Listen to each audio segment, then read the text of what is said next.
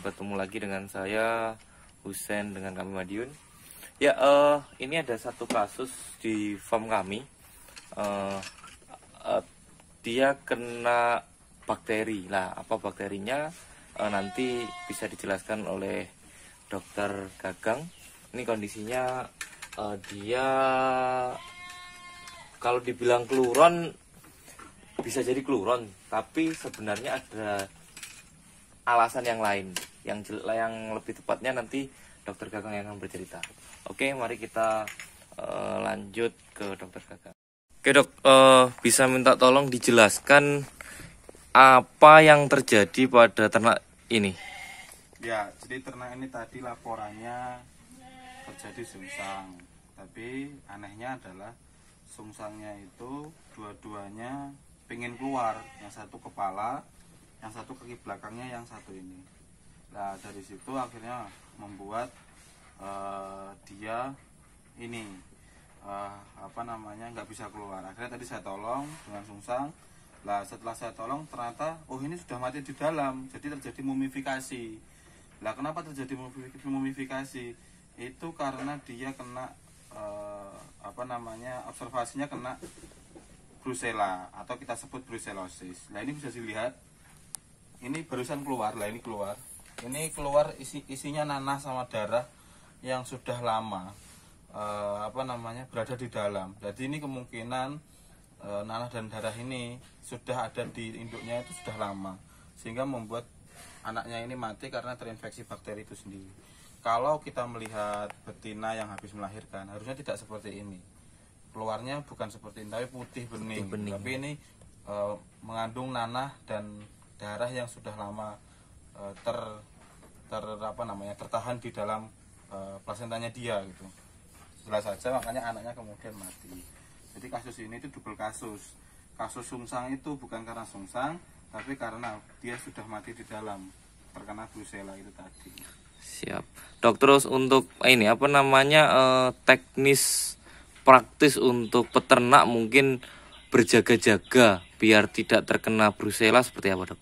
Yang pertama, kalau teman-teman pengen breeding, harus jelas betinanya itu dari mana. Kalaupun dapat dari pasar, jangan langsung dikawinkan sama pejantannya yang di kandang, karena bisa jadi kita tidak tahu di pasar itu domba itu kawin sama siapa saja gitu kan, tak terlacak. Belum lagi nanti kalau kita ngomong Brucella, bisa jadi ketularan betina itu.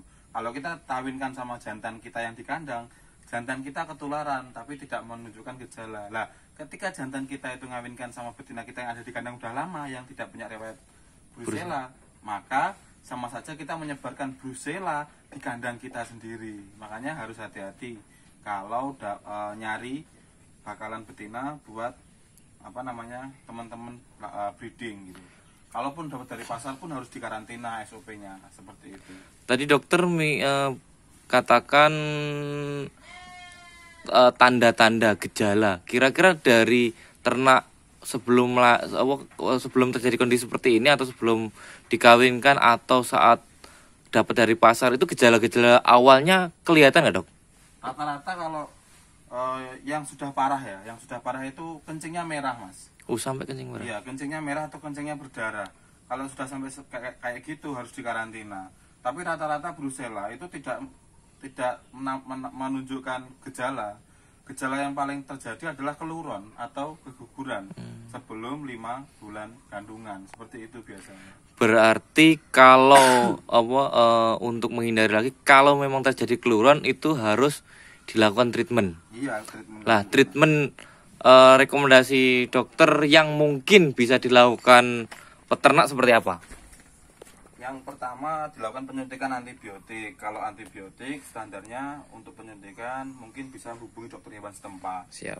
Seperti itu. Karena untuk brucellosis ini antibiotiknya khusus, nggak kayak teman-teman yang sering suntikan antibiotik ke domba untuk proses adaptasi mungkin, atau proses ketika mengalami mencret gitu. Karena ini lebih beda, maka saya lebih bijaknya saya sarankan untuk menghubungi dokter hewan setempat untuk menangani domba atau kambing atau sapi teman-teman sekalian peternak atau ke dokter hewan atau di puskesmas terdekat di desa teman-teman masing-masing. Jadi bilang tanda-tanda awal brucella begitu ya.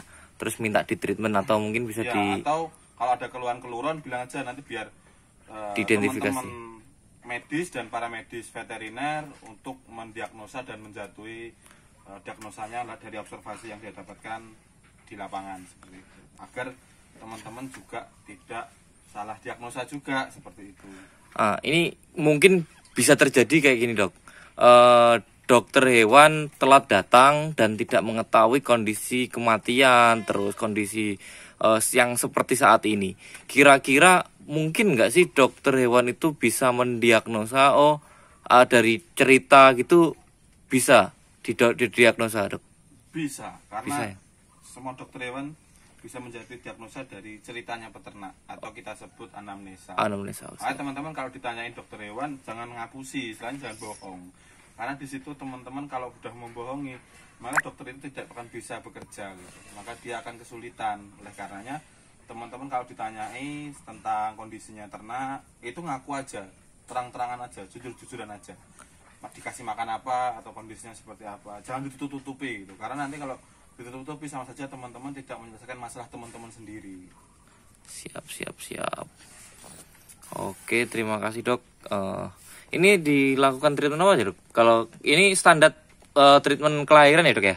Obat-obatnya yang diinjekkan ini. Iya, tapi ini karena dia ada infeksi maka kita suntikan antibiotik. Siap. Oke, terima kasih dok.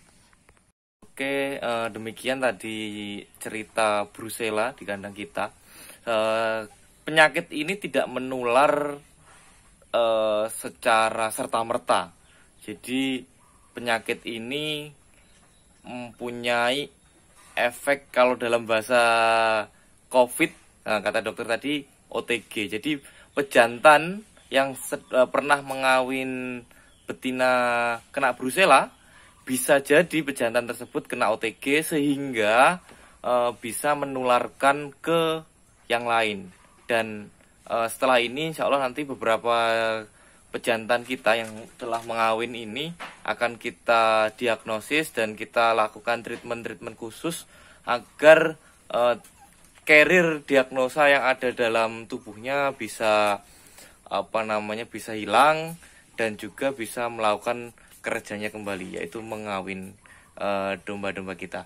Oke, cukup sekian saya dengan Husain Fatamizani, Kambing Madiun. Assalamualaikum warahmatullahi wabarakatuh.